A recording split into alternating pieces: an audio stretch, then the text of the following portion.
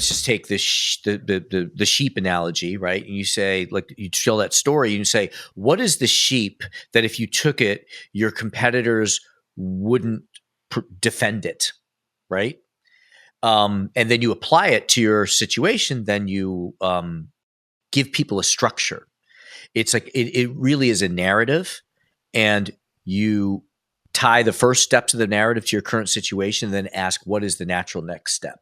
Well, and immediately you ask that question to me, I'm thinking none of the 100 or so clients we've ever worked with have been able to successfully answer the question, why would somebody buy from you and not from your competitor? And then you get into some discussion about what an ideal customer profile is, but again, without context.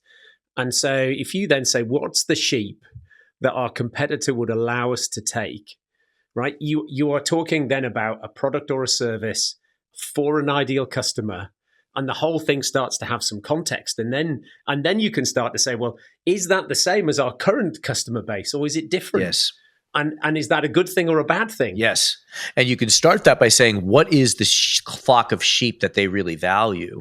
And look at the asymmetry between their business and your business. Where do they make their money, their prestige, what's their history? And what is that thing that they will value highly and not want to abandon? And then say, what is something that if they were to pursue it, it would require them to abandon it?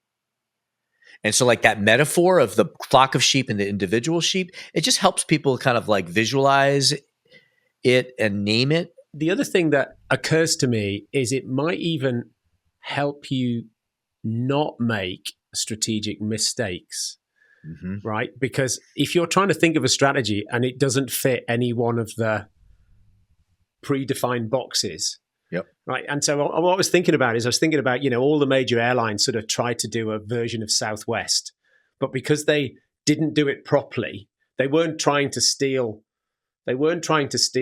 underserved customers from a competitor. They were trying to sort of dumb down their offering to try and nullify Southwest's offering, and ended up just losing money. Well, it's because it didn't fit. It's like, the sheep, you're trying to get some sheep to buy something which you've defined as shitter, right? And it's like, that's going to be a tough sell. Yes. Yeah.